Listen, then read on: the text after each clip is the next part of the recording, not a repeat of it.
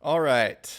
So I figured now is as good a time as any to explain my life story, or at least what the hell I've been up to for the past 5 years.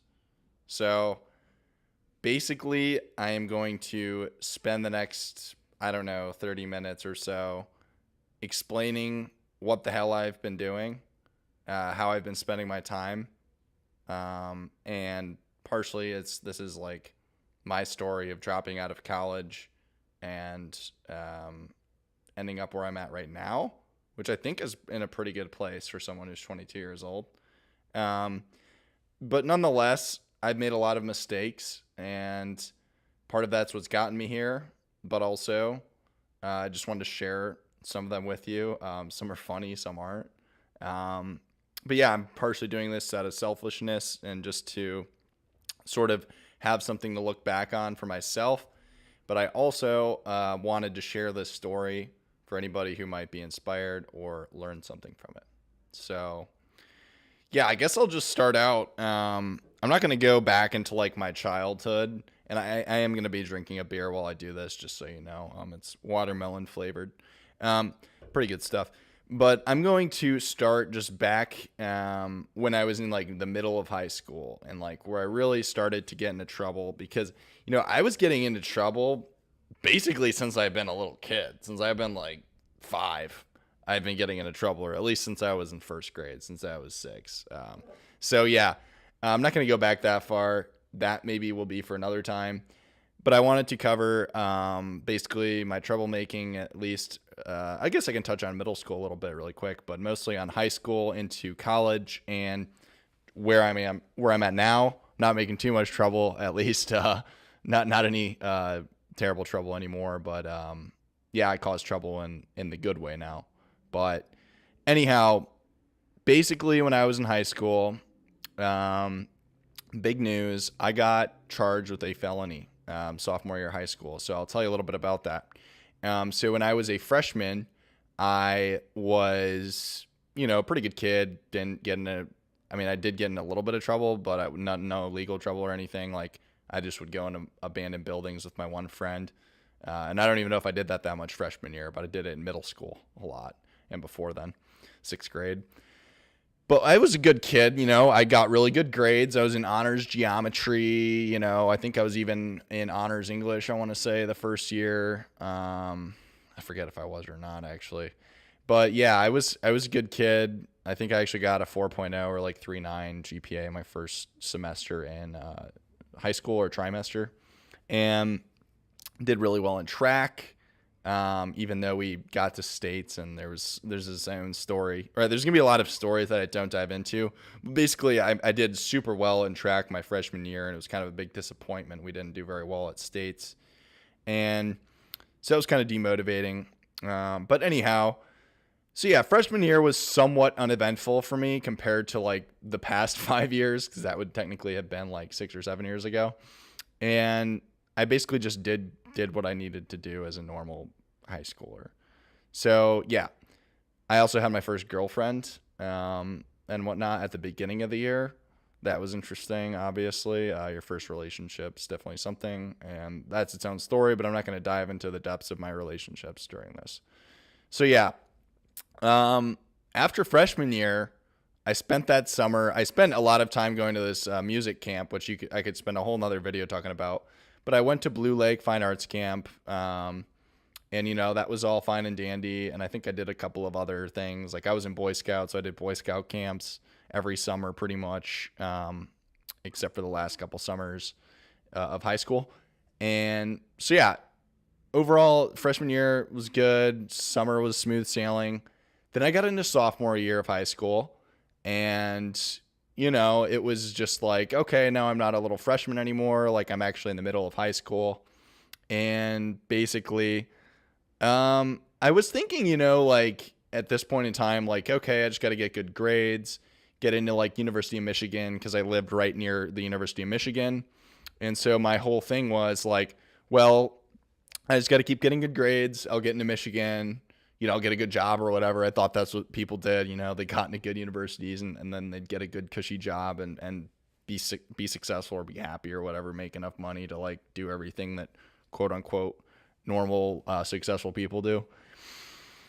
And yeah, middle of sophomore year, I basically found out one of my friends was smoking weed, and I was kind of like skeptical. I was like, oh, that's really shitty. Like all these people, we have a program kind of similar to DARE, like the Don't Do Drugs group, called Seriously, where I'm from.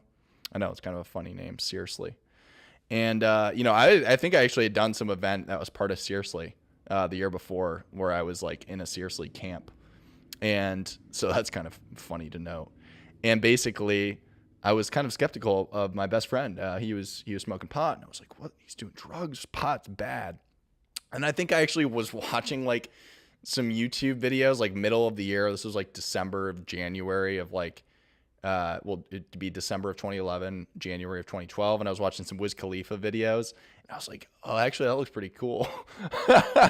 So anyhow, I was talking to this one girl around that time, and like she was not being cool one day, and I was just like kind of upset. Like, I'm not going to go into the details again. And in March of 2012, my friends were like, "Yo, you want to go to Wendy's at a hockey game?" And I was like, I actually knew because my friends had used that lingo before. That didn't mean like go and get like a crispy chicken sandwich. It meant like go smoke weed. And I was like, you know what? I'm down to go to Wendy's. I'm down to try it out. And so I went and I did. First time I actually didn't become under the influence. It was just like pseudo high. And then after we saw Project X, I got high. I laughed really hard. It was a great experience. And then the next day, funnily enough, I actually climbed to the top of a skyscraper, the GM building or the Renaissance Center in Detroit, and I won my age group for time. I went up to the top. It was like 70 or 80 stories in like under 8 minutes. And so I was like convinced, like, okay, this shit makes me laugh really hard, and I'm able to like do athletic stuff. Like, it doesn't ruin your life like they said it does in health class. And so yeah, I at that point was like pretty convinced that like weed was really cool, and I was probably smoking it like every other week or so for at least a couple of months. And I was definitely influenced by my friends who were using it. And so yeah, after that, I basically realized I wanted to start making money selling it. So that's when I got charged with a felony. I got caught in the summer of 2012. And fortunately, it was no large amounts or anything. I'm not going to go into the whole story of it again. But basically, I had to end up going through probation. And I actually only ended up getting 4 months of probation, which was, knock on wood. Could have been a lot worse if I wasn't like a white kid in Ann Arbor, Michigan, where the pot laws are pretty lenient. It's a very lenient county for that kind of stuff. But that was my first real exposure with the law, and I was like, this is really shitty. I had to go to court and all of that. And, I was kind of lost in high school. I was very lost. I was just like in these really high, good classes, honors classes. I was in honors algebra 2, I believe at the time. And, I was getting caught. Like, I was one of the smart kids in my school, but I was yet getting charged with felonies, or a felony, not multiple. So that was kind of like juxtapositioned. And I went into junior year on probation. And then when I finally got off, oh, by the way, I was selling still when I was on probation because I was an idiot when I was 16. And my mom actually found my weed and like flushed it down the toilet. That was a whole like upset for me because I lost $200, which seemed like everything at the time. And yeah, so bad times, bad relationships with my family, particularly just my mom. So my parents are divorced, and I lived with my mom. And yeah, after that, I was like, you know what? I don't care. Like, I'm gonna keep doing my thing. I'm gonna keep smoking weed. So like, I had my first like real girlfriend, you could kind of say. We didn't date for that long, but it was a more serious relationship than anything I had prior. Was in 2013, early 2013. And, she smoked weed, she drank and stuff. And so we would do both of those until I got an MIP. So then I got charged the summer of 2013. Again, I had no real direction. I was just doing the high schooler thing. And I actually had only 3 months between my first probation and my second. And so went from being on probation to being off probation for like 2 or 3 months to then getting an MIP at a graduation party. I got a minor in possession for alcohol. And so, yeah, another shitty thing that happened. And so I was on probation then after that for 6 months until I think probation started around July or August or something like that until January of the next year, January 2014 or whatever, like early senior year or mid senior year. And so during that time, I couldn't drink, I couldn't smoke. I actually started taking Concerta, which is an ADHD medication. And I kind of thought I liked it for a little bit, but I realized it was really not good for me. And yeah, I was doing counseling ever since I got caught in 2012, by the way. I was doing like drug counseling, even though I really didn't feel like I had a drug problem. And so, yeah, I think it was around senior year where I was like, I told my whatever drug therapist, I was like, yeah, I really don't think I have a problem. I'm like a lot of these high school kids, and they just use marijuana and alcohol occasionally. And maybe I used marijuana a little more than a regular high schooler, but it wasn't anything to where it was like wrecking my life. I was still getting pretty good grades, not as good as I was getting freshman year, but still decent grades. And basically, at the end or middle of senior year, well, I guess I'll jump back a little bit. So during that summer, in my junior year, when I got my MIP, I went to a camp. It might have even been the summer before, but this is still important. So I went to this architecture camp because I thought I maybe wanted to be an architect. I did a lot of climbing on our roof in the high school and sneaking around the buildings, and this all sort of motivated me to become an architect. I was like, I want to design these secret places in the buildings that no one else gets to. And that was only part of it. I do like buildings and architecture in general. I find it really fascinating. And so I was like, maybe I want to be an architect. So I went to this architecture camp either summer of 2012 or 2013. I can't remember which. I think it was actually 2013. And I realized I didn't want to be an architect because you didn't design your own buildings until you were like in your 30s, like in your career. So you wouldn't just graduate college and then start building your own buildings and be the mastermind of a building, right? You have to actually just be the side architect for a little while.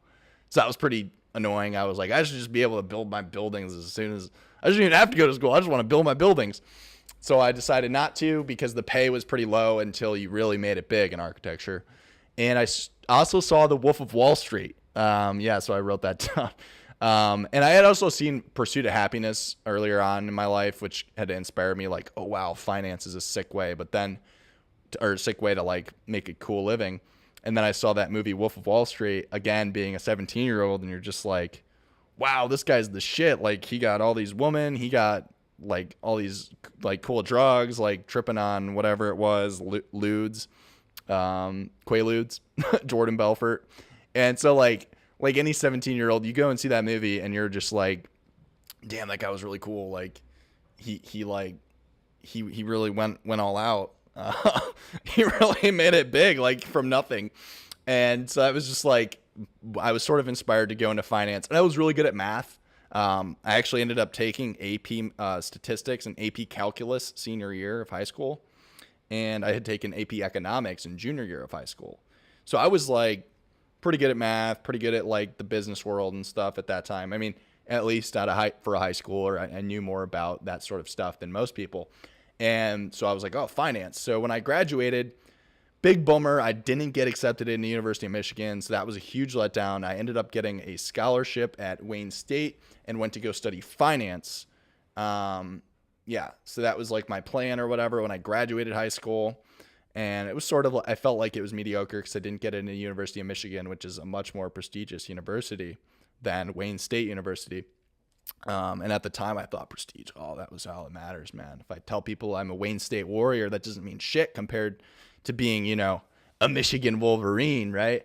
So I was pretty down on that. I kind of felt like shit, honestly. And so, yeah, when I graduated, it was shitty. And then, I mean, it wasn't complete shitty. Like I was glad that I had graduated, obviously. and I had decent grades overall. I got a big or a decent scholarship to Wayne State to help pay for expenses and stuff. So I was able to live on campus. But basically, right after I graduated, I started this job. I got this weird letter in the mail from this company called Vector Marketing. Now, a lot of people will tell you it's a scam, and that's a whole nother story. I'll actually drop a link to this video where I describe, it has like 40,000 views or almost 40,000 views on YouTube from people where I say, well, is Vector a scam or not? And it's not a scam, basically, is my conclusion. Basically, they recruit you into this group interview, and they give everyone the job, so that's what's kind of scammy about it. And they tell you, oh, it's $15 an hour. They don't exactly say that, but they sort of do. And so everyone thinks that they're going to be able to earn $15 an hour, working, whatever, 30, 40 hours a week. And they're like, oh, yeah. But it turns out you have to go and sell knives to your friends and family and just do network marketing. So it's just, people that you have to call them up. You find all the phone numbers that you have, and you basically just call them up. And you're like, hey, I just got this opportunity or whatever, and I'm trying to get some good work experience in before college. Like, I'd love to show you these knives. And it's kind of like you sort of guilt trip them almost. Now, there are other techniques, and it's not always like that. But that is sort of the general reason people call it a scam. But nonetheless, I was very successful at vector marketing compared to most candidates. And I sold $10,000 worth of knives. And I made about $3,000 that summer doing so. And so that was my real first experience in sales. I had other jobs that I didn't tell you about before this. Where I was selling, like, I guess you could say I was selling furniture. I was helping sell furniture at Merkel's Furniture in Chelsea, where I grew up. But I wouldn't really count that. So I realized, okay, I'm good at sales. And I was kind of sad because I ran out of leads. And I ended up basically just quitting this job because I didn't have more phone numbers to call or whatever. Even though I could have. Now looking back, I'm like, oh, you could just go to meetups where people cook and stuff and try to sell them the cutlery. But I didn't do that. And when I went to Wayne State and I moved to Detroit, right, that was huge for me. That was my first time ever moving away from home, and I moved into a dorm room and I started college. So on that note, let me take a quick drink. At college, I basically started working at this rec center, the gym there or whatever, partially because I had been on this little river trip where I met like probably 24 people, and it was sponsored by the rec center, and they were like, yeah, basically anybody can get a job here. And that was about the time, I think that was August of 2014, where I realized, that this is like a good gig. It'll pay me hourly or whatever. So I worked there from September through, I think, October, November of 2014, right? That first section of my first semester. And then something happened. So the manager of the rec center, right? One of the managers, I basically was working with him one day, and one other guy too. I'll never forget this. And we had like this thing that you had to walk through, right, to get in. Like if you gone to the gym before, or like a rec center at a college, you probably know, like, okay, you have to like scan your ID or whatever through this thing, kind of like you're going through like the subway or like a train station, right? You have to like scan your ID or slide your ID. And then you go through this, I forget what it's called, but you walk through this metal thing that like twists this piece of metal. And it's like you have to scan your ID to let people know. Well, that thing was broken. Okay. So we had this like really like primitive sign up that was like not working. It was basically telling people just to like go around that and just show us your ID. But instead, people weren't getting the sign. So they kept ignoring the sign because it was so long and just so like poorly written and poorly communicated that they would go ahead and walk into it, and then we'd have to tell them verbally, hey, this is what you're supposed to do. So I ended up remaking the sign, making it way simpler, and my manager was gone for like, I don't know, half hour. And this other guy that was there, he saw me make the sign, and it was a success. Like everybody saw it, and they immediately understood. I just drew an arrow, and it was just like, go around, and everybody got it. We didn't have to tell them all this other stuff. And then my manager came back, and because the sign like wasn't printed out or whatever, it was just like me like writing down on a piece of paper. So it didn't look super professional, but it was working. And he was just like, yeah, you didn't get permission to do this or whatever. And like, basically just told me that like, yeah, it doesn't matter that it works better. It just, you didn't ask permission to do this. So we're taking it down. We're taking the more effective sign down. We're putting up the less effective sign, basically, is what he told me. Because this guy that was next to me, right, who was my coworker, like, saw this all happen. And as soon as he did that, I said, oh, okay. I quit. I just left. I walked out. And yeah, I just quit right there. I was like, this is bullshit. I'm not working for people like this. And part of the reason that I did that is because I had got my medical marijuana license earlier on that year and had been going to dispensaries. And I happened to have visited a dispensary in Detroit where I actually was working on getting a job. So I actually kind of had this job lined up. Now, it wasn't 100% when I did this, but it was like probably 75 or 80% or something. And so 1 week later, I'm working at this dispensary right after I quit that job. So I didn't exactly have it lined up, but it was somewhat lined up. And I was so glad that I quit that place because I really did not like working there. You would just sit in the locker room all day and like see a bunch of people and smell sweat and stuff. It wasn't great. And the pay wasn't that great either. So yeah, oh wow, 20 minutes in already. Basically, after that, I was working at this dispensary and was somewhat focused on school. Not a whole lot, but yeah, I think I did pretty well my first semester. I think I was at least like a 3.7 or something. Like mostly B's and A's. And then the next semester, I think I started to do worse, partially because I was smoking a lot of pot. I was still selling. Basically, I felt like I didn't have a good group of friends. I had one friend that I had met that things were going pretty well, and he actually lived on the floor underneath me at my dorm room or at my dorm building, and so that was cool. I got to go hang out with them. Of course, they smoked pot too, and so yeah, I wasn't super focused at that time, although they were pretty good academically as well. They were sort of like intellectual smokers. So that was good at least. They weren't just like total losers. And basically, though, I wasn't as focused on school for sure. The second semester, I started to be like, yeah, I just don't really care that much. And part of that was because I wasn't paying for it, right? And then after a couple of months into my second semester, right, I started to get this idea that I didn't just want to work for a dispensary.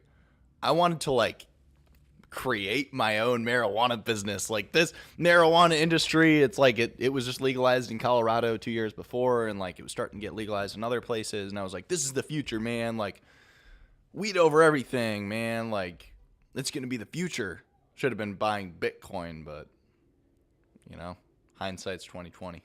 Anyhow, I had this idea that I was going to like get some investors to buy up a bunch of real estate, a bunch of the abandoned buildings in Detroit, and this is where Wayne State is, and basically just turn them into big, massive weed farms, right? Like you can control all of the you can control the grow op more when it's indoors. So I was thinking we can take advantage of all these abandoned buildings. And so that was just like this pipe dream, a weed pipe dream that I had at the time, and it didn't really go anywhere. And I also had, I wrote down, that I had this cannabis theme park idea that was starting to come into mind. I don't even know if that was right away, but basically I wanted to create this cannabis theme park where it was like this trippy place that you would go to, and like you'd be able to smoke, and there would be all sorts of stuff to do. Like it'd be like kind of like the Ewoks, like if you've seen Star Wars Episode 6 or Episode 3, depending on how you count it. But basically it's the one where Darth Vader, spoiler alert, Darth Vader dies. That one where the Ewoks are in it and like they run around on these trees. I thought that was super cool, and I was like, we should make a cannabis theme park like that. So that was like this pipe dream that I had at the time. I was pretty inspired by working at this dispensary. Not a lot of people were working at dispensaries that were my age. You know, I was 18 working in a pot shop. It was like the cool thing to do, man. And everyone envied me for it. Actually, like everyone that I told about it, they were like, no way, man. You make money like hanging out at a weed shop and like selling weed, and like that isn't exactly what I did. I actually ran their Instagram, their marketing for Instagram and stuff. I got a ton of followers for their account. Although it got banned because it was a weed account later on, which is actually why I ended up quitting there. But yeah, basically I did that and I checked IDs at the door. I wasn't actually a bud tender, which is like the person who sells you the pot. I just checked your ID to make sure you had your medical card. And yeah, so I was on pretty good terms like with these people. They were Chaldeans or like Iraqi Christians. You can look up what Chaldean means. Get take another beer sip real quick. And so, yeah, that was like whatever. I was just selling and doing my thing or whatever at the beginning of 2015. This was, and basically, I think it was March or April of 2015. I got robbed. So the story is one of my roommates. They were kind of hood or whatever. They're cool, but they were kind of hood. And they had a couple people over that, were sketchy or whatever, and they wanted to buy some weed. So I was like, all right, still selling at the time. And I met up with them. And long story short, I got robbed again. Just does not have time for details. And that was when I realized basically I need to quit selling weed. So I stopped pretty much there. I think I did a little. It trickled on a little bit later on that year, but I definitely stopped selling in 2015. And yeah, that was just like really scary because, like who knows what could have happened. Like they could have pulled a gun on me or whatever. I could have ended up dead. Like it was just freaky because I never had somebody like betray me like that or whatever that I thought was cool.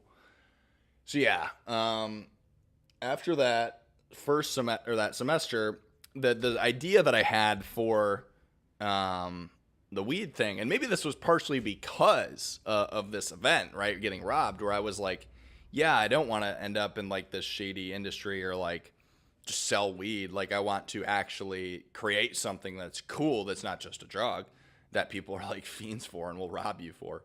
So I had this idea for a social media that would actually, instead of being like Facebook, where it gets people onto their cell phone or onto the computer, the whole idea is that it's more like Tinder, but it's not just for like hooking up or dating or relationships and stuff, but it's actually just for everything, just for hanging out. It's just an app that enabled you to meet up for anything. It could be a game of poker. It could be to go bowling. It could be to play a game of soccer. It could be just to talk. And that was like this grand idea that I had, and I was just such a visionary, and I had all this confirmation bias in my own mind that like, no way, man, this is so revolutionary. Like this is so simple and pure that like it's just gonna dominate, man. This is the future. And I actually remember telling one of my roommates, I was like, dude, I'm gonna blow up, man. I'm gonna blow up. And I have yet to blow up.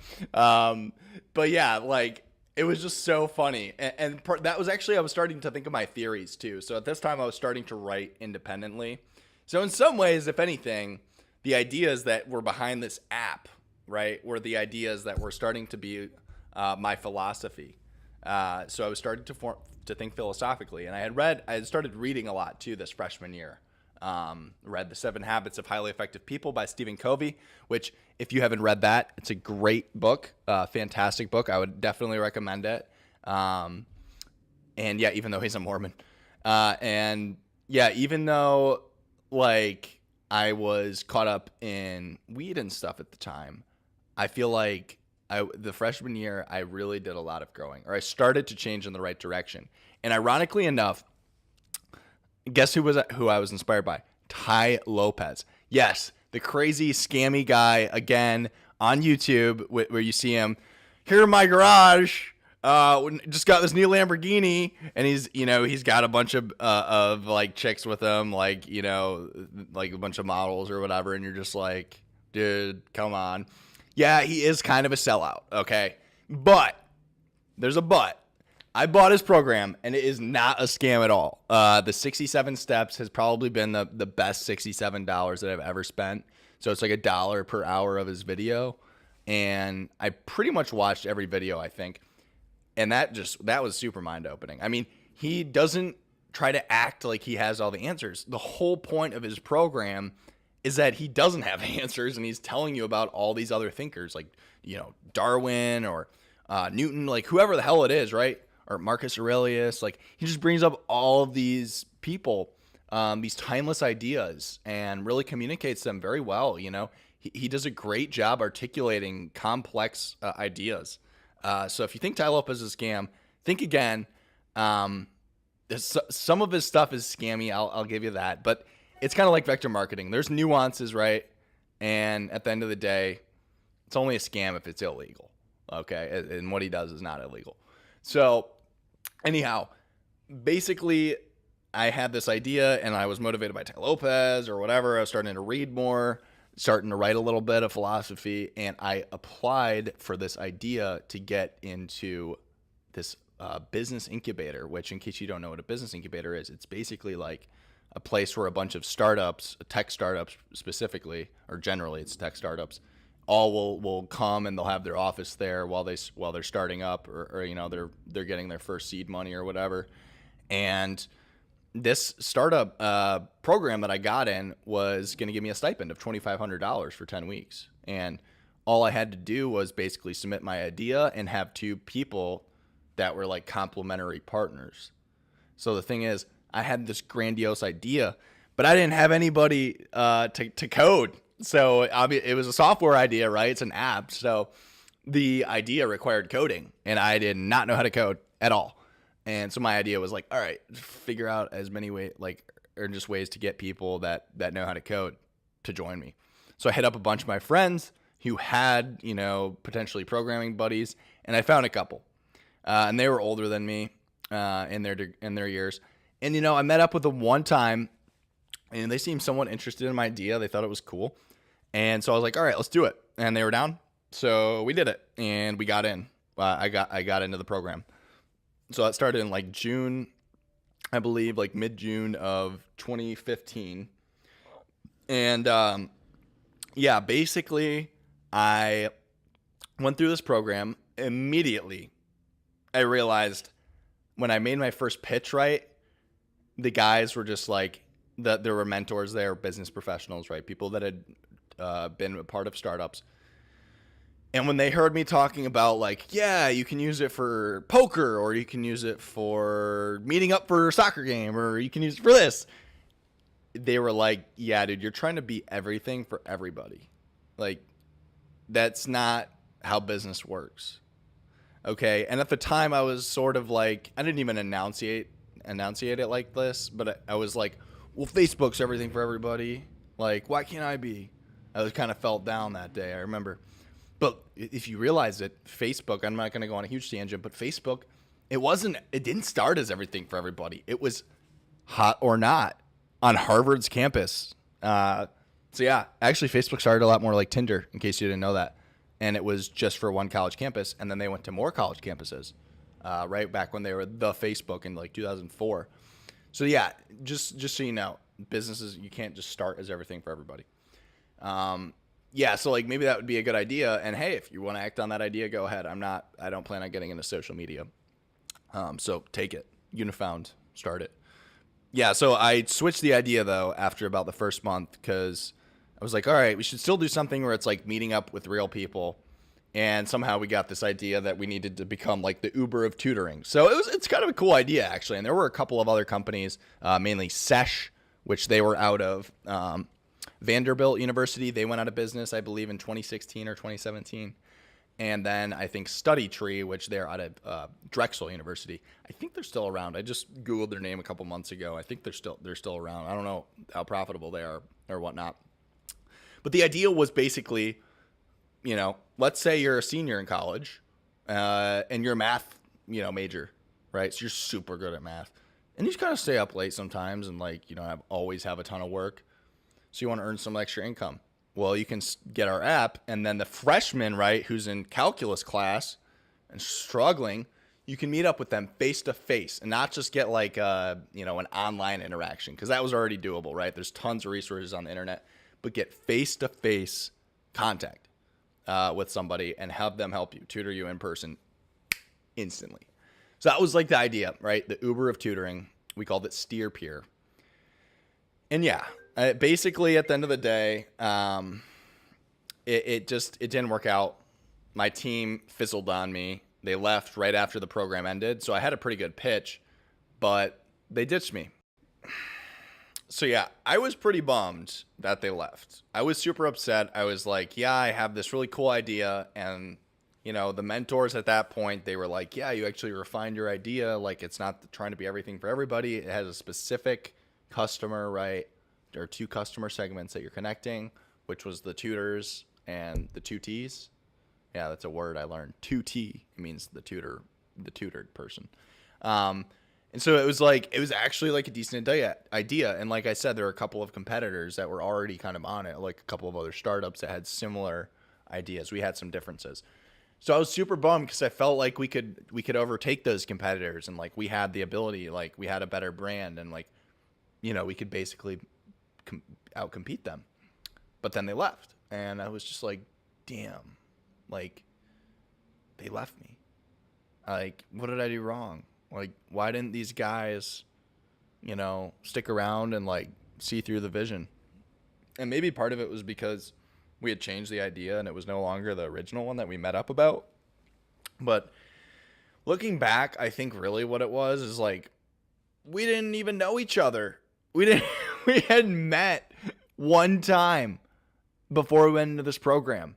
Like, people always say that your business partner, right, should be, it's kind of, or an investor relationship, people make this analogy, should be like who you're getting married to in a sense. Or it's like, it has that sort of seriousness. It's like, it's such a big deal. It's not something you can just do or like meet with some guy on the street that likes your idea. And that's sort of what I did, right? And so I didn't really have like a good partner. But at the time I was like, oh, I just wasn't communicating correctly. Like, we had just communication problems, which was part of it, to be fair. But really, it was like, looking back, I realized these guys just like weren't the people I'd want to start business with. And so I changed my major from finance to communications, right? I was thinking, okay, I need to solve these communications problems. So that semester I started communications. And by the way, I'd quit that job at the dispensary before that program because it was paying me the stipend. And so I was like, okay, I don't even think I had a job at the time, but I was starting communications, and that was 2015, and I was going full time. And I think around that time, yeah, that's what I remember now. I started looking up jobs because I was like, I need a job. And I found this job, and I thought it was going to be so great. And I went in, I interviewed, and it was like the office was so like, it was so like cool, like in this cool building in Troy, Michigan, which, in case you're unfamiliar with Southeast Michigan, which you probably are, it's like this kind of ritzy place. There's like the nicest mall in Michigan is there, sort of upbeat. It's the swanky place in Michigan, or the swanky place in Southeast Michigan. And I was like, oh, this job's gonna be the shit. Like, you're selling internet. Like, that's something everybody needs. There's huge opportunity to recruit people and build this team. And it wasn't exactly a pyramid scheme. Like, the whole goal of it wasn't just to recruit people. Like, you actually had to go out and try to sell Comcast. Yeah, Comcast internet of all things. Not to individual consumers, right? Not to like people, well, I mean, they're consumers. Not to homes, right? You didn't go door to door like to just like random neighborhoods. Like, there was that for AT&T. They had the residential, but this was Comcast Business. So Comcast Business was basic. This is what I joined, right? It was called Detroit Business Consulting. Okay. And so, like I said, I was in communications at the time, and this was like, I was like, oh wow, this is a way for me to get communication skills, right? And I did get a lot of communication skills from this job, because going door to door, and guess what? I would see 50 plus businesses per day. Okay. And you get a lot of no's. You get a lot of kind of different people. You get all sorts of reactions. I had people try to call the cops on me. I had people be super sweet to me, even though they weren't going to get anything. And it was just like this super, I mean, hell, it was kind of scammy because they didn't pay you unless you sold anything. So, I mean, don't get me wrong. It was kind of scammy. At the same time, it was some of the best experience I've ever had trying to sell random people stuff. I'll tell you, there is nothing like it in the world for a teaching experience. You will learn how to communicate faster than like any kind of class is going to get you. So I wrote down here, real versus academic, because I went into communications, right? And I was learning academic communications, right? They weren't teaching you anything about how you actually communicate in the real world. I mean, I'm exaggerating. They did teach you some stuff, but it was like, how do you learn how to communicate? You go and communicate. You go and try to communicate your ideas with people. And if they don't work, or you feel like, oh, they don't understand me, man, then you think about what you said, or you ask someone that you trust, who's like a mentor, and you say, hey, man, I tried to communicate this. What did I do wrong? But with sales, you just learn by going on to the next person.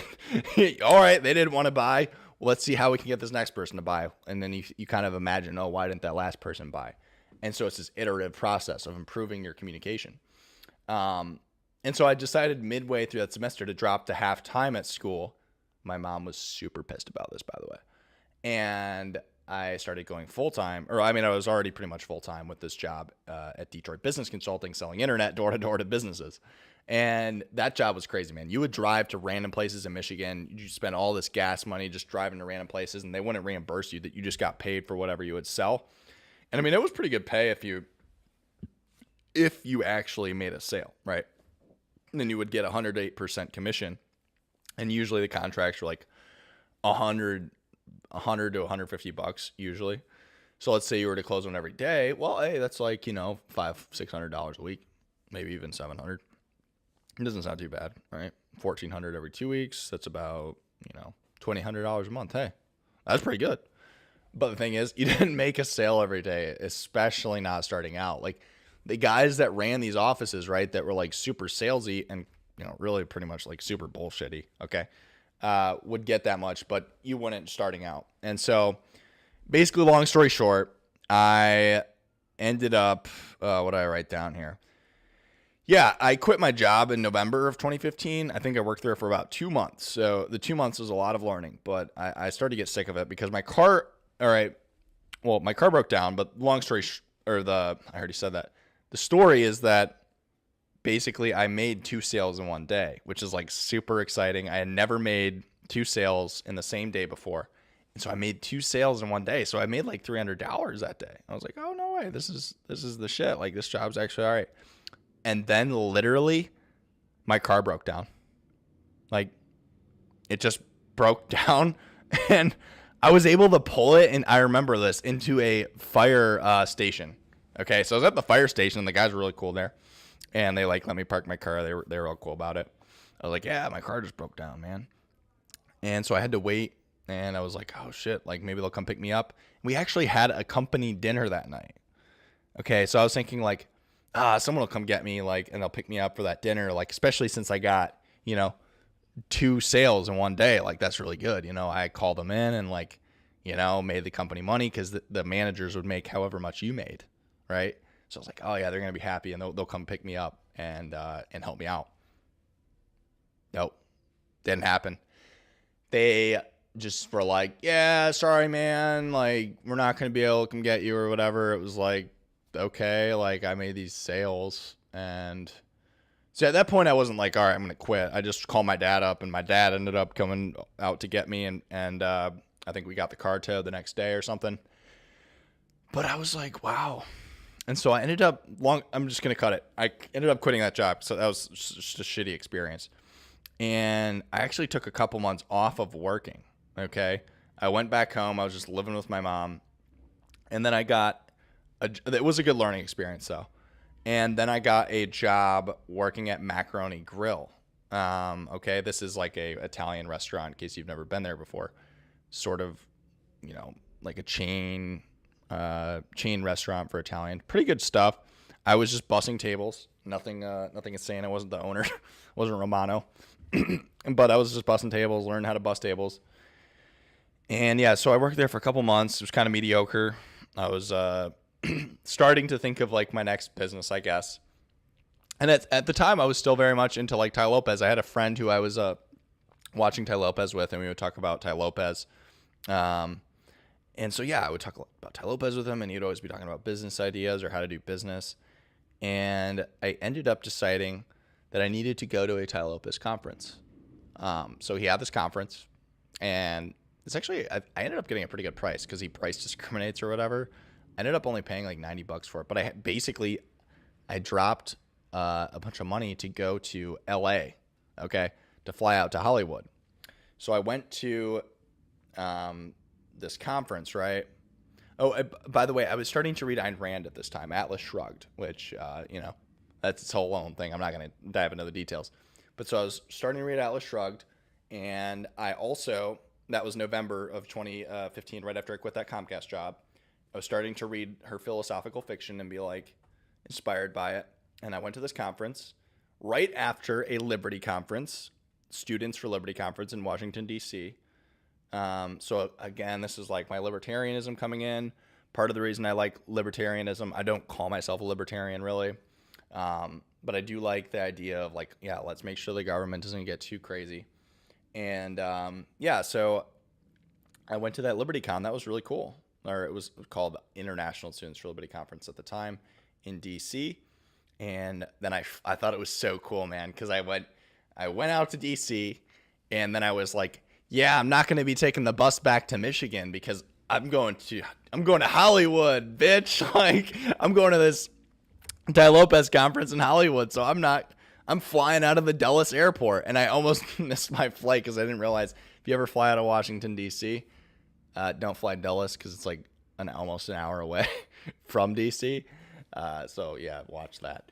But basically, I went to this Tai Lopez conference, and man, it changed my life. I mean, I'll say that, like, yeah, it's like whatever. Again, he's kind of scammy in some ways, but like people who are around there are really motivating, and the ideas that he throws out, like in that live environment, you just get like your mind is just like, whoa. And the fact that you're in Hollywood too, I mean, that was pretty cool for me. I'd never been there. So just being there was motivating because I kind of have always thought like, oh, LA, like that's like the place to be or whatever, right? That's what Tupac said.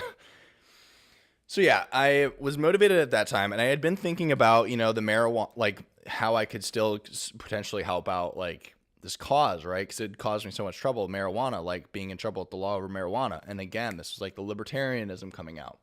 So I was like, let's liberate. I think I actually wrote this down on my Facebook. It was even my Facebook bio in early 2016, if you ever looked at that. And it was like, liberate yourself from irrational bullshit. Now, one of the things that I thought was irrational bullshit was the fact that marijuana was illegal. So I was like, let's create a business. And it was inspired by this conference where I'm able to sell like marijuana related products, not pot itself, but like ashtrays or something that fund marijuana legalization. And so I had this idea, and over the next few months, it formed into what's called ganjaness. Okay. And so, yeah, and I'll step back real quick. Just before this conference, I had met my ex-girlfriend at the time, or it's my current ex-girlfriend, but it was my girlfriend at the time. And so I was starting to see her. And after this conference, I talked to her about it. I was like, yeah, man, that was so motivating. Like it was like I realized I was starting to get more in touch with who I was, even though looking back, I'm so much different than I was then. But I was starting to realize, like, yeah, I need to, like, actually do something that's, like, tell part of my story and whatnot. And so that summer, I promoted this business that I called Ganjaness, okay? Now, the story of Ganjaness, in short, okay, I'm trying to make sure I don't miss anything here. But, yeah, basically March through June, I worked on Ganjaness, and I read a lot. And I was starting to go to these objectivism, which is the philosophy of Ayn Rand meetups. There was a meetup group that met nearby, and I would kind of talk to them a little bit about my business and whatnot. And I was like, yeah, I'm gonna order all these ashtrays, and there are these ashtrays, right? Like if you've seen everybody's seen thank you for not smoking, the red circle, the cross through it, Thanks for not smoking, right? Thanks for not smoking tobacco. Well, I made up an ashtray that was a green circle. It didn't have an X through it, and it said, thank you for pot smoking. And it had a joint in the middle instead of a cigarette.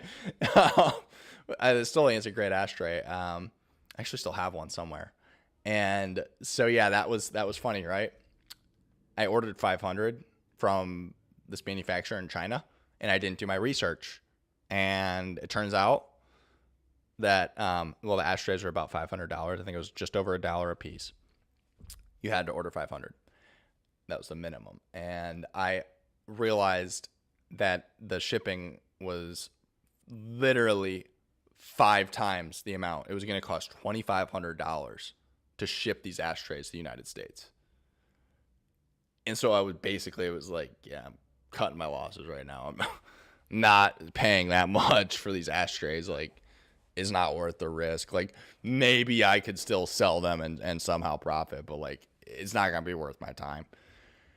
And so, yeah, that was my first like big mistake. I mean, I guess second big mistake in business, at least for my own businesses. Like, first thing was like, right, hiring or not getting with the wrong people to start a business. The second thing was like not doing my research on something pretty basic. You know, you should think like, oh, if I'm ordering these ashtrays from China, I got to figure out how much they're shipped before I do it to make sure it's profitable. I didn't do that.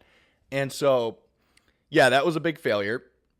But yeah, we'll sort of skip past that. I still thought at the time or throughout that summer that I potentially had some way to work out ganjaness, at least until August. And so, okay, like I said, I was into Ayn Rand. So I went to this conference in the middle of the summer. They offer scholarships. And hell, if you're interested in philosophy, I'd recommend applying. It's called OCon. There's also Ayn Rand Con. You can look both of those up. And, OCon was great. It was super cool to be around a bunch of really philosophical people that talked about big ideas. You know, they used words you haven't heard before, that kind of thing. And it was like, wow, like there's this whole other way of thinking that like 99% of people like never get to. Like, they're just so caught up in the day-to-day, and they're so caught up in the moment, right? Everybody's like, yeah, it's all about the moment, man. Like, no, man, it's about preparing. I mean, you got to live. You don't just want to always be about in the future. But like, if you're young, most of your life is in the future. So that was something that I really started to realize, especially at OCon. And shout out to Ayn Rand Institute, even though I have my own criticisms of them. It's great that they support scholarships for young people.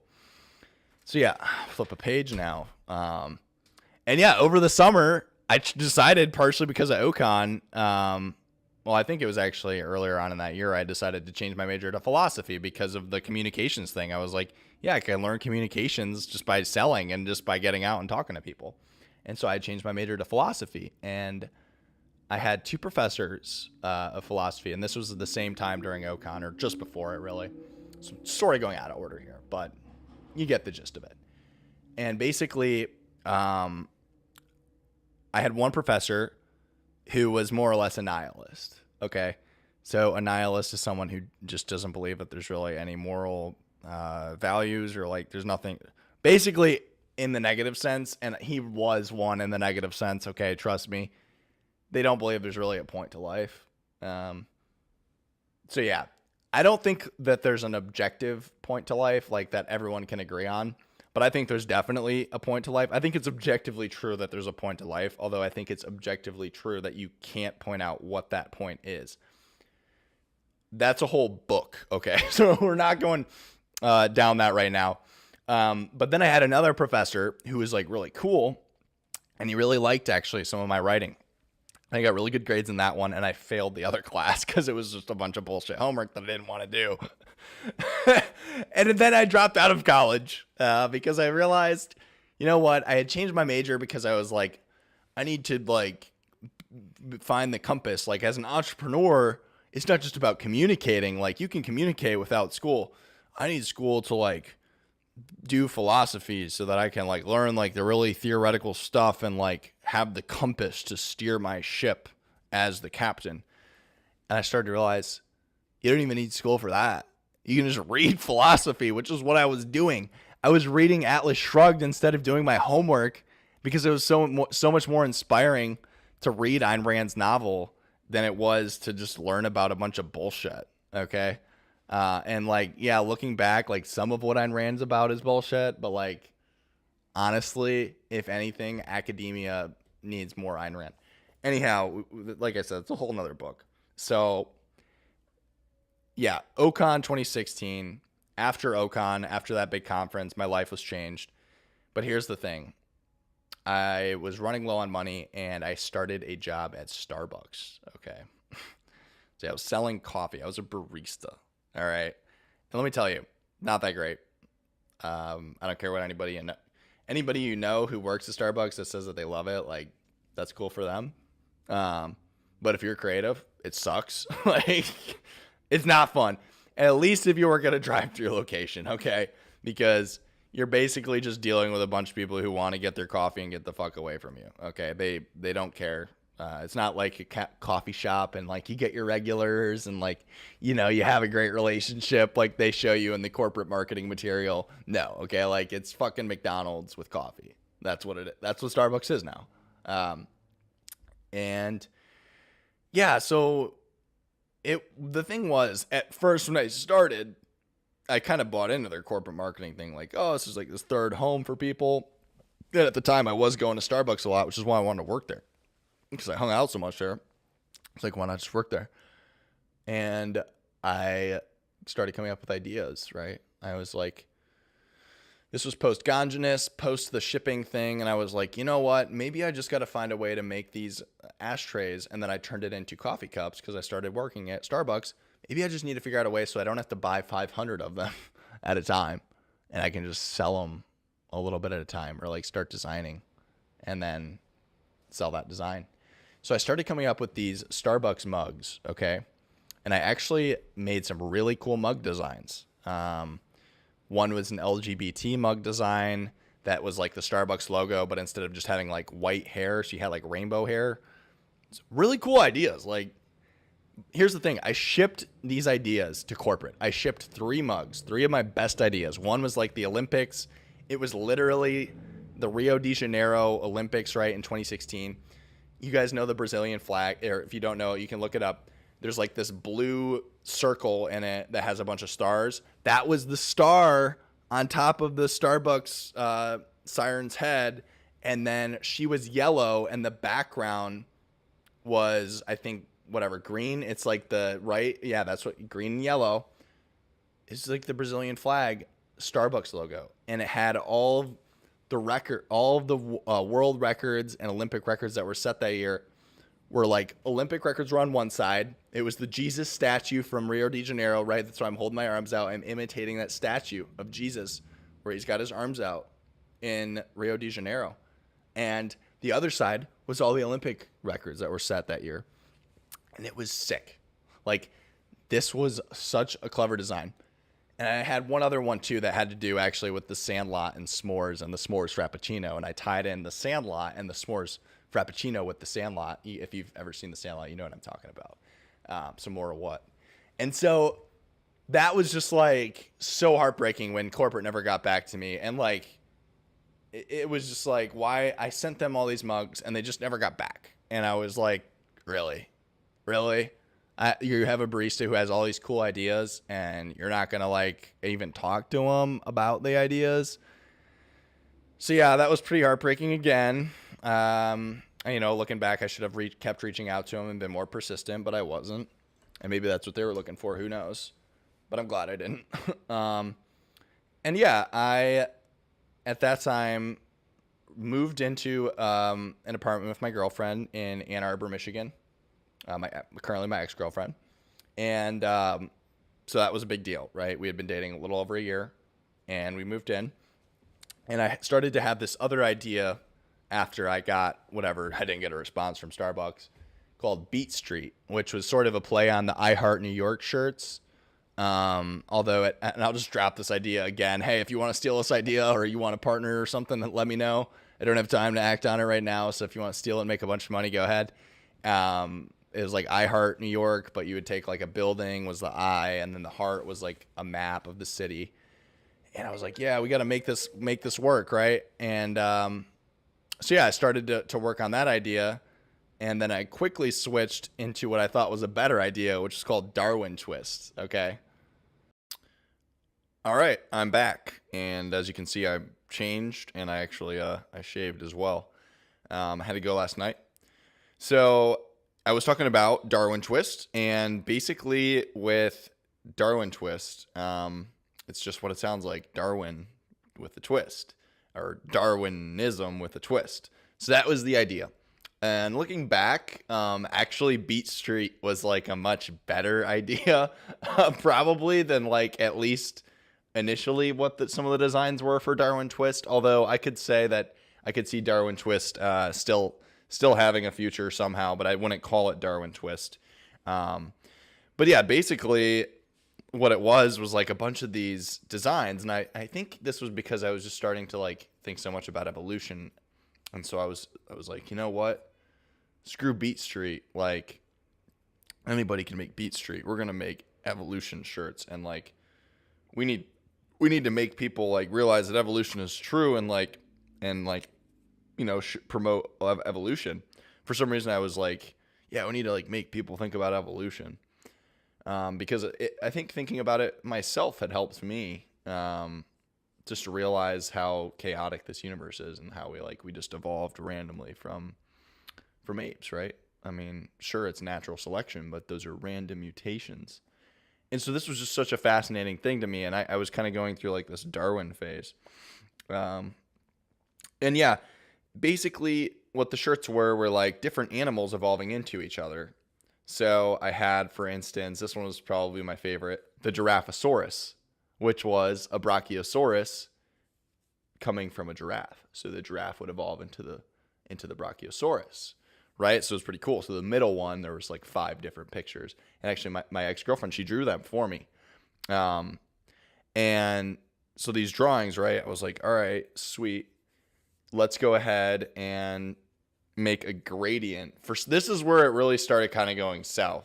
But for some reason I thought this was like the epitome of like sick t-shirt design. Like, and that was basically, so like, you know, from this side of the shirt to this side of the shirt, you know, you had the evolving animals.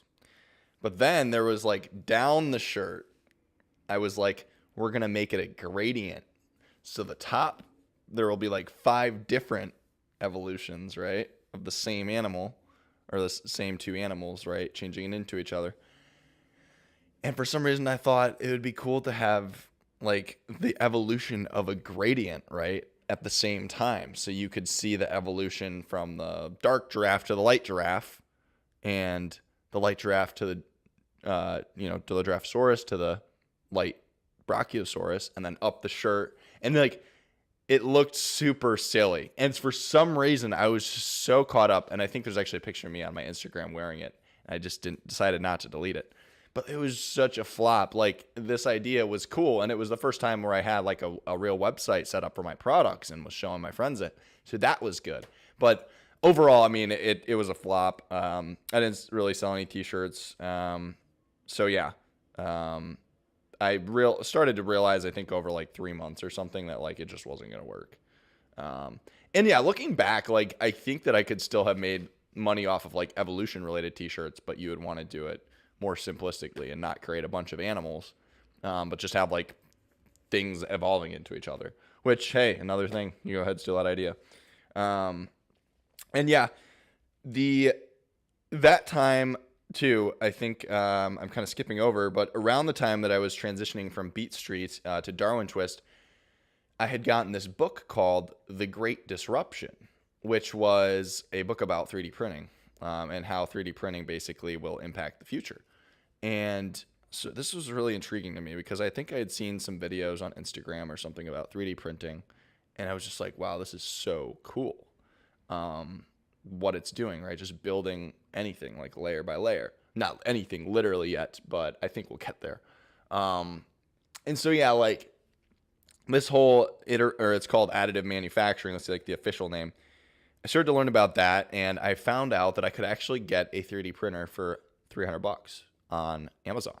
Yeah, a lot of people don't realize how cheap they are, and it was like, hell yeah. So I ordered it like pretty much the same week that I found out about that. And so yeah, I was starting to play around with that. And I didn't do anything too crazy, just playing around with the designs for the New Matter store, which that's the brand, the New Matter Mod T. They actually went out of business. And basically just recently, not when I bought it. And so anyhow, I was starting to play around with that, and I decided to finally quit my job at Starbucks because it was torturous. And I realized, like, hey man, like, they didn't come get back with me with my mugs. Like, I just hated working there. I was getting up sometimes as early as 4 a.m. to get to work to go and sell people coffee. And let me tell you, it sucked. So glad I got out of there. And shout out to my ex-girlfriend for like convincing me that I needed to leave. And I went and I got a job. I was like, you know what? At first I was like, I don't care. I'm going to go work at the mall. Like, I'm going to just work at Macy's or something. Like, and what I did, so I looked up Simon Mall. There's a mall in Ann Arbor called Briarwood. And this mall, basically, they had a few jobs, and I saw one of them caught my eye, and it was the walking company, and it was selling shoes, like medical type, not all of it's medical, but it was like, yeah, they sell like orthotics and stuff. So I went in there, I talked with the manager, Ron, that's not who I first spoke with, but I ended up getting interviewed by Ron. A great guy. I worked with him for over a year, 'cause obviously I got hired. So I started selling shoes, and that was so much better for me than doing the Starbucks thing. Because, yeah, it was still like, you know, mediocre pay or whatever, like not that great as far as like just what I was doing, like selling shoes, you know, it's selling shoes. But it's at least you're like selling $150 shoes. This was a nice shoe store.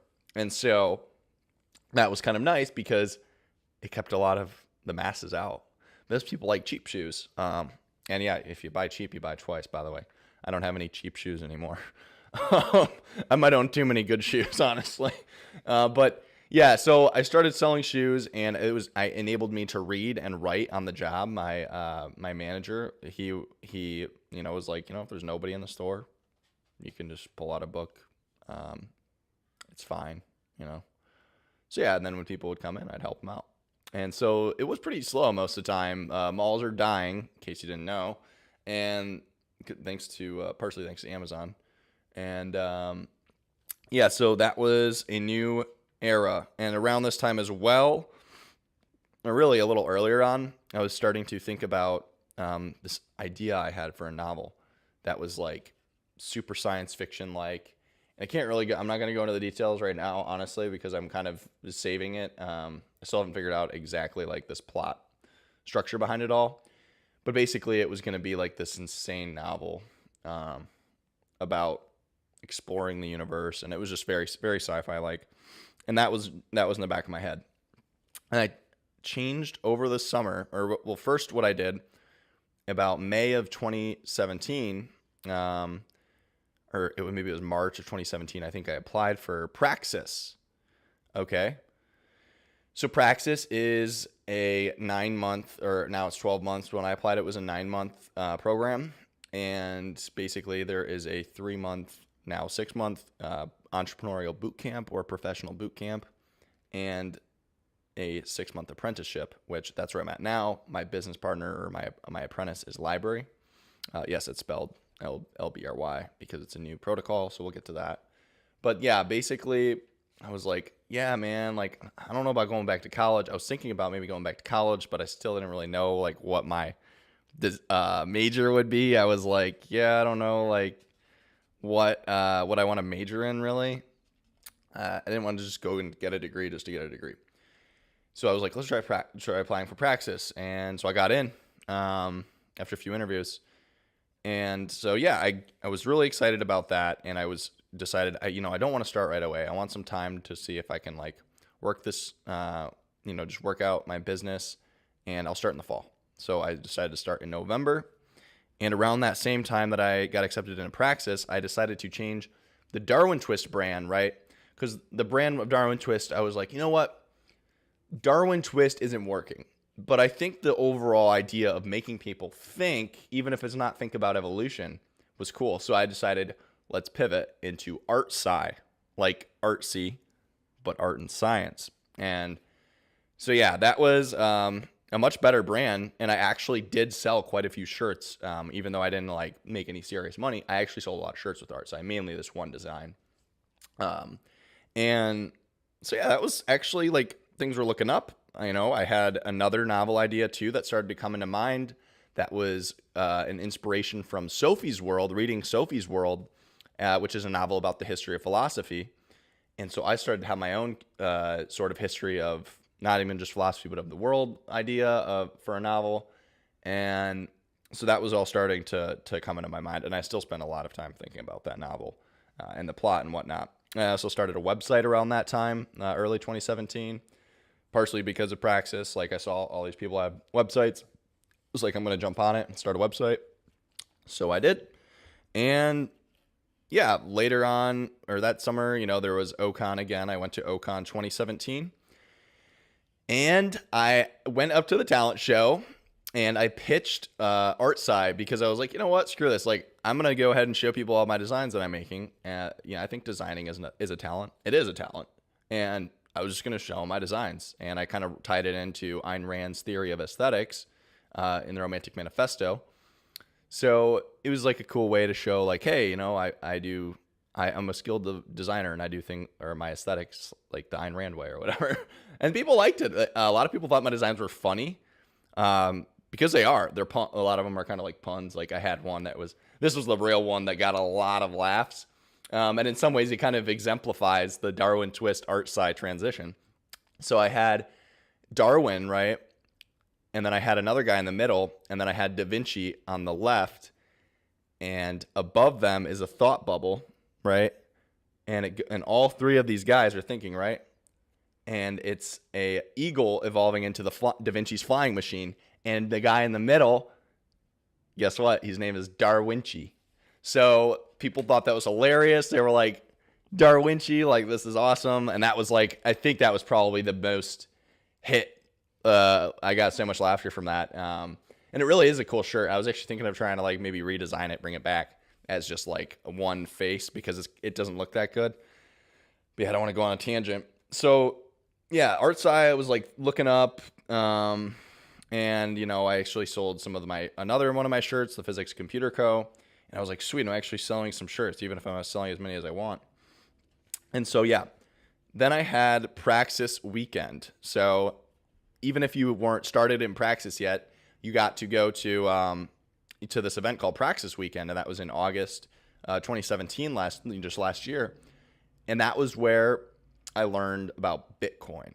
So I had heard about Bitcoin like back in 2015 or something, and when I first heard of it, I was just like, well, no one accepts it. Like, how can you just create a new currency if no one accepts it, So yeah, I should have been like, why are people trying to create a currency is the question I should have been asking, but I wasn't. Like most people, they're just like, oh, it's not the US dollar, it's not gold, it's bullshit. And yeah, so long story short, the CEO of this company, BitPay, his name is Stephen Pear. I got to see him speak in like a very small audience of like maybe 30 people. And he's like a huge influencer in the Bitcoin, cryptocurrency, blockchain world. Like I had no clue when I saw him, but he's like a big name. And this guy was like basically convinced me that Bitcoin is the future, or at least cryptocurrency. At the time, I thought Bitcoin. Now I think more it's just like the concept in general. But I was like pretty sold on Bitcoin, and I was like, yeah, I need to buy some Bitcoin. And at the time, the price was $2,000, and I didn't have that much money, but I was about to receive an inheritance, and nothing crazy either. But just like it was a good amount. And so I was like, yeah, maybe I'll buy some Bitcoin when I get my inheritance. And I did, but the price actually doubled by the time I got my inheritance, like a few weeks later. But I still bought it at $4,000, which was still a good price to buy it at, actually. And so, yeah, basically, although the price might go down to $4,000, I think right now it's like $5,800. It's like super low. But yeah, I was at that time like started to be convinced that like, cryptocurrency was something cool. And I was like, yeah, BitPay is markets are up 7% today. Look, it's $6,300. Yeah, I was actually thinking about buying, but all right, we don't want to go on crypto tangents. So yeah, anyhow, I was like, yeah, BitPay is a Praxis business partner. Maybe I could work for them or a different cryptocurrency company. And I didn't know exactly what at the time because it looked like BitPay was like the only one. So I just started thinking and I was like, well, maybe I could just do something else, like a cool marketing job and just make money off Bitcoin. Okay. So then I actually started Praxis in November. Okay. And I also had, well, I'll talk about philosophy in a second, but that's my third novel idea. So I also had this portfolio project, right? I was getting more in depth with my 3D printing. I wasn't just printing these designs off the New Matter store.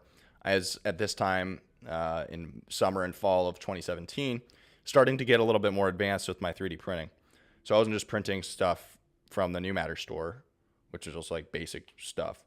I was going on Thingiverse, and Thingiverse is this big online repository of designs, and I was starting to just like mix up stuff. Like I actually made this object that was going to be in one of my novels called The Questioncraft, and basically I was starting to think a little bit more about what 3D printing could do, and I actually was starting to print Monopoly board.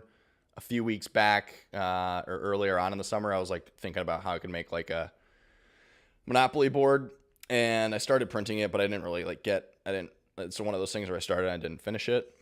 And then I realized for my portfolio project, which is like this project that you do to create value that proves that you can do valuable stuff to a Praxis business partner, which is where the apprenticeships come from, these startups that want, young entrepreneurial people.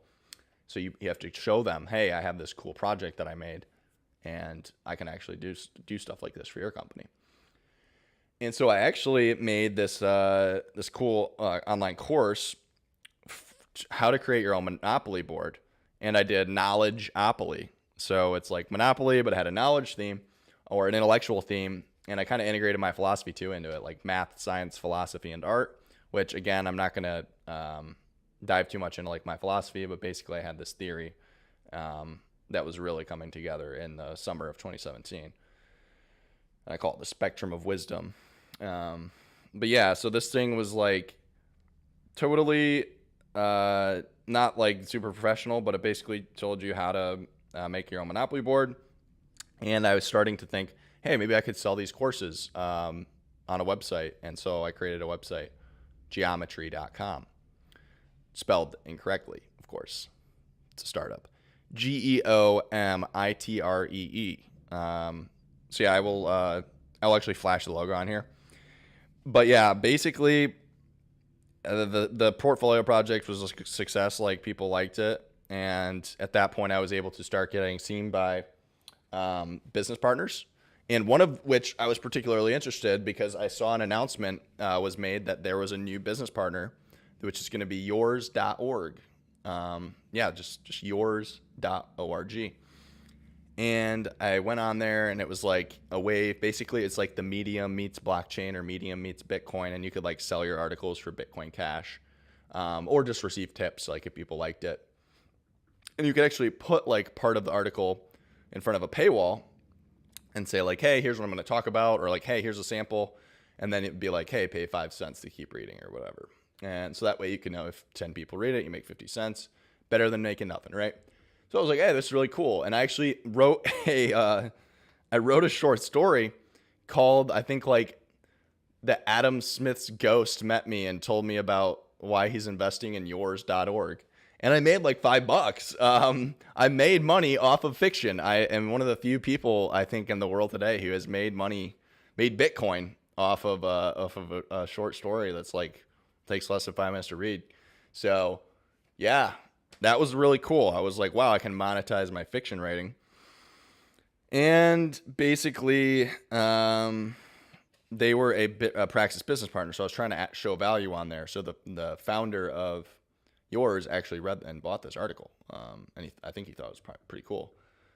So disappointment came though, because I heard that apparently they weren't going to be hiring for a little while because they had to hire somebody else, or they had to hire like their growth director before they could hire a Praxis participant. So they had made this announcement right on the Praxis workplace about this opportunity, but it turns out it wasn't going to be until like a little later. And I was like, oh, shoot. But then this other opportunity came in, right? And what it was LBRY. So obviously I got hired and that's where I am now.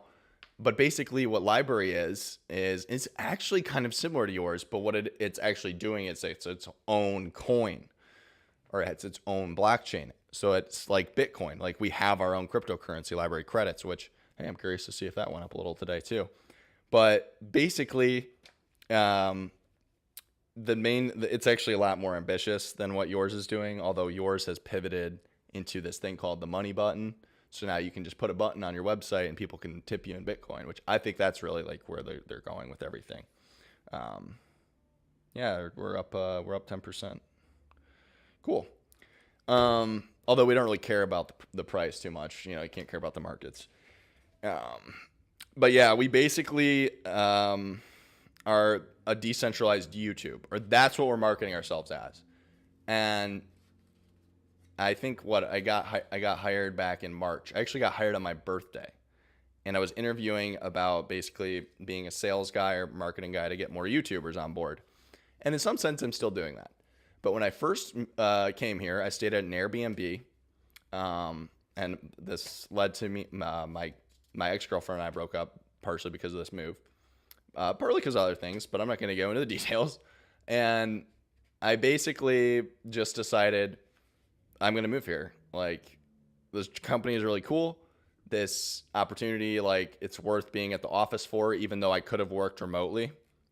So I could have just stayed in Ann Arbor, Michigan. And I decided, you know what? I'm not just going to stay in one place. I want to actually move. And around that time, too, I had gone to, LibertyCon. I guess I don't really need to talk about that too much. But basically, had this idea for integrating Liberty and LBRY because they have the same 4 letters, and I got that at LibertyCon. Sitting next to my friend Jackson when I found out about that. And yeah, we're getting down to the nitty gritty here at the very end.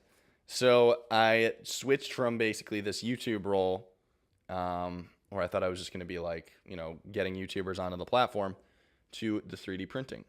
So what I ended up doing the first day that I showed up here, I brought LBRYopoly with me. So let me go ahead. I'm actually going to grab a LBRYopoly just so you guys can see it. So here is the LBRYopoly middle piece. And for example, I replaced some like the utilities, right? Instead of it just being electricity and water, I kept electricity, but I made the other one internet. And as you can see, the dollar signs have been replaced with LBC, which is LBRY credits. So it's our local cryptocurrency. And I also did some stuff, or some of the cooler pieces I'll show you here. And I'll tell you why I made this too in a second. But like, so Chance, the underlying technology behind Bitcoin is blockchain. So I made it blockchains. It's funny, the CEO was like, that you spelled chance wrong. And I was like, that it's blockchains. And he was like, oh, that's pretty cool. So yeah, this is like the go. This is jail, or go to jail, go to YouTube.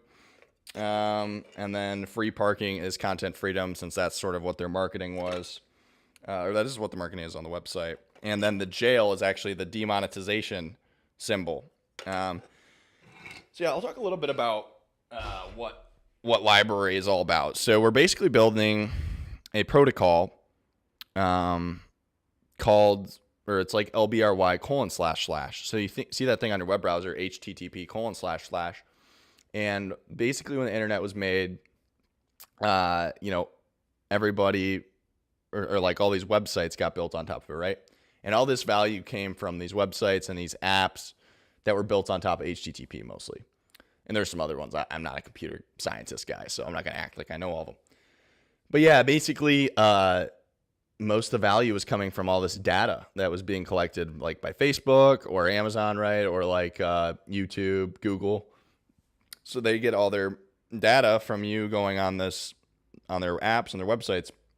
Well, what we're looking at now is a switch to a protocol centric internet economy. And that's what Bitcoin really is, or that's kind of what this fat protocol idea is. And again, I'm not going to go down the whole rabbit hole, but check it out. Google like fat protocol Bitcoin or fat protocol evolution of the internet or something like that. It's good stuff. Good to get knowledgeable about this. But yeah, I was like, you know what? I'm going to make a LBRY board, and not just to impress them, but I was like, we'll put it up on the network, because although we're advertised as mostly a decentralized YouTube, the idea is decentralized content, period, not just for YouTube. So you can post text documents, photos, 3D files on there. And so about the third day I was here, Jeremy, the CEO, came up and was like, we're going to have you make a landing page for 3D printers. And basically it was like, sweet. I'm going to be able to do 3D printing and cryptocurrency stuff at the same time. And that was where it was like everything clicked. That was where I decided I was really going to move here. And it's just been uphill since then, basically. Unfortunately, there have been a couple people from the company that left. Actually, the two people that interviewed me, both have quit the company for various reasons, and don't need to go into details. I honestly wasn't here for very long before they quit, so I can't really tell you why, or at least not in depth. But either way, we're hiring more people, and I think that the company is heading in a good direction. So I'm going to be staying here in Manchester, New Hampshire for a year. We sort of caught up to where like I'm at now. And there is one more thing that I've decided to do. So I got novels and geometry, by the way, it's not just an online course site. I'm not actually doing the online course thing. I am going to just be integrating this. So I'm going to have a physical products store. So now I'm sort of pitching you on my current business. And so I have, like, you can see right here, Aristotle, right? There, you can see him now. So Aristotle Nightlight. I have Da Vinci and Edison as well. And I also have like this Genius chess set right here. So if you look at it, that's actually Socrates right there. Can't see it very well. But yeah, there's a bunch of geniuses on that chess set right there. And so these are the types of things that you can get with 3D printing, right? Really cool niche products that you can't find anywhere else. And that's what geometry.com is going to be. And I'm going to integrate it with LBRY. So if you upload a file to LBRY, you'll be able to also post that file for physical sale on geometry.com. So yeah, that's going to be implemented by the end of this year. I hope to have it all implemented by the end of this year and really like have people uploading files to LBRY so that they can monetize. That's the new direction for my business. So ArtSci got scrapped, at least for now. And I am also on top of geometry/LBRY and doing a little bit of novel writing. I'm almost done with my outline for philosophy, which I'm not going to dive into, but basically it's inspired by my time at the shoe store, reading philosophy a bunch and writing. And I basically am getting into now trying to get into acting and modeling and voiceovers. So I'm going to be doing, I already finished. I have to edit the audiobook for Forward Tilt, which is Praxis's book written by Isaac Morehouse, the founder. And I want to get into leveraging my voice, leveraging my looks, like not to toot my own horn, but I have a look.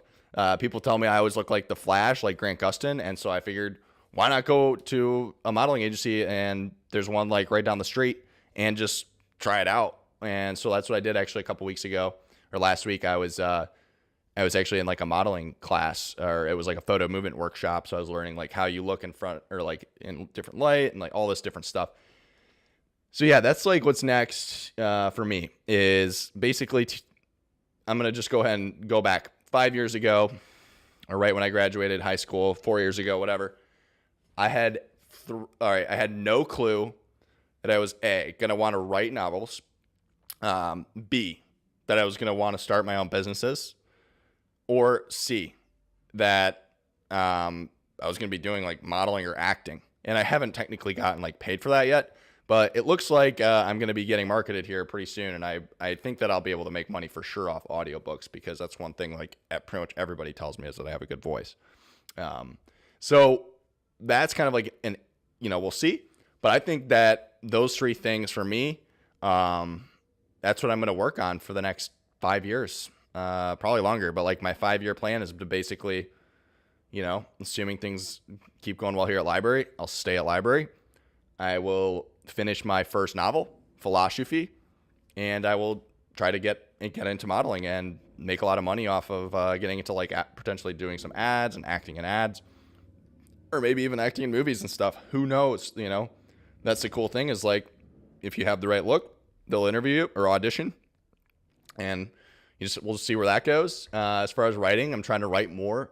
It's hard because I'm so busy with this job now, but yeah, I feel like I'm kind of done. So the long story short, don't be afraid to change. This is going to sound like maybe a little preachy, but I have pivoted so many times since that day that I said, oh, I think I want to be an architect. The thing is, I still am an architect. I'm an architect of a business. I'm an architect of a novel, hopefully multiple novels in the future. And I'm an architect of my body, or, my voice. It's not literal, obviously, but like, in a sense, it's architecture.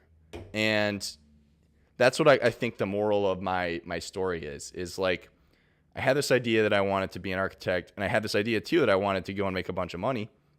And what I'm realizing now is like, just do you. Just find out what you're good at and what you like doing. Hopefully you can find someone that's both of those, and that is what it's all about. And I really am feeling like really upbeat about life lately. Not to be on one too much, but I hope that this talk has been good for you. Or that like learning about the past 5 years of my life has been valuable, and learning about my mistakes. And I wish you the best, and that you are able to pivot while maintaining true to yourself.